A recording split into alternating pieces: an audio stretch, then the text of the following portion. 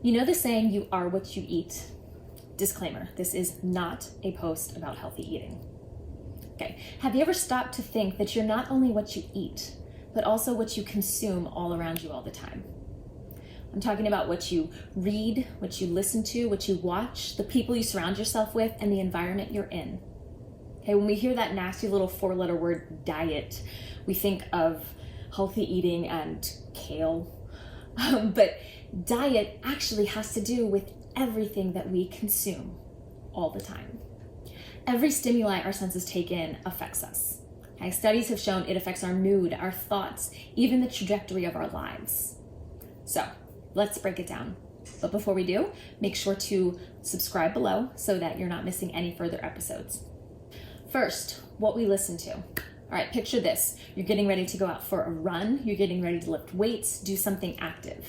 What kind of music do you turn on? Obviously something upbeat, fast-paced, motivational, something that gets your blood pumping, right? Now, when you're going to sleep, you're not listening to the same kind of music. I hope you're not. You're choosing something acoustical, quiet, something that calms your nerves and your soul, okay? Both types of music directly affect your mood. What we watch. Have you ever left the movie theater after watching a really scary or sad movie and you just can't shake that feeling that it brought up in you? Or do you feel sad one day so you turn on a movie or a show that you know is going to make you cry? Right? What we watch affects our mood. One really prime example of this that's a lot more subtle and people don't tend to think of is the news.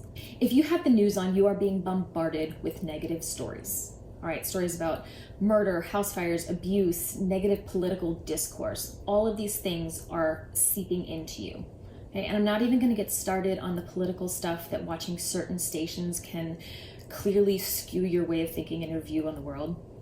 Looking at you, Fox News and MSNBC. But what you're watching affects you. If you have the news on all day, it's there all day long. Now, I'm not saying never watch scary movies or the news or sad movies or anything like that. It's all moderation. Okay, all of those things have a time and a place, but just in moderation. Balance it out. What are you reading?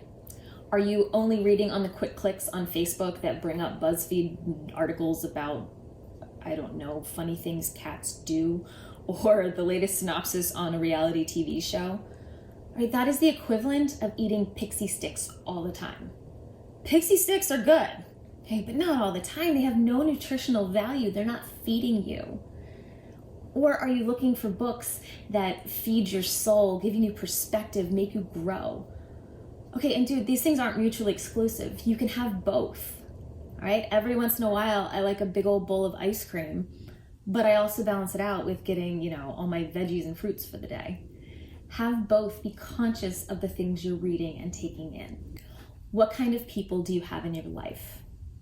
Right? If you are surrounded by people who are toxic and negative, people who don't support you, who talk negatively to you, who don't work on growing their own lives, you are going to have to work really hard to not internalize that negativity. It's a fact.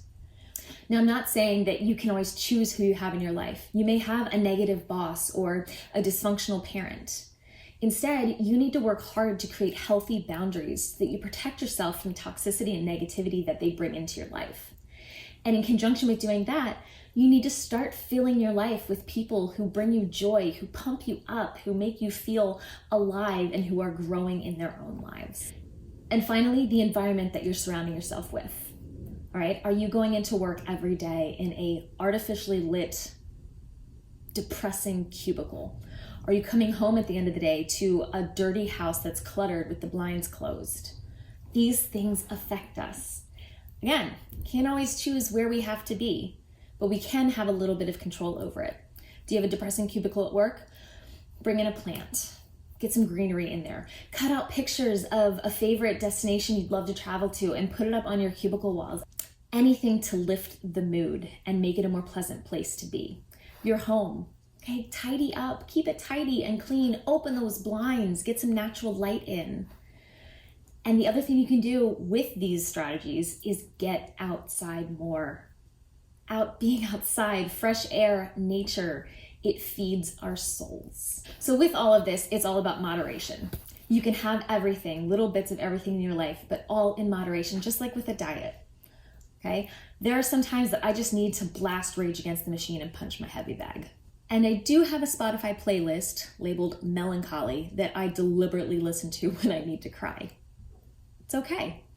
Your challenge this week is to think of an area of your life where you'd like to improve your diet. It can be something big, something small. Comment below, share what you're going to try to actively change this week. I personally am going to try to get outside more. That's something I have a really, really hard time with in the winter. I just want to stay in a cocoon inside. So I'm going to try to get out more, get some fresh air, get some sunlight. So make sure to comment below and have a wonderful week.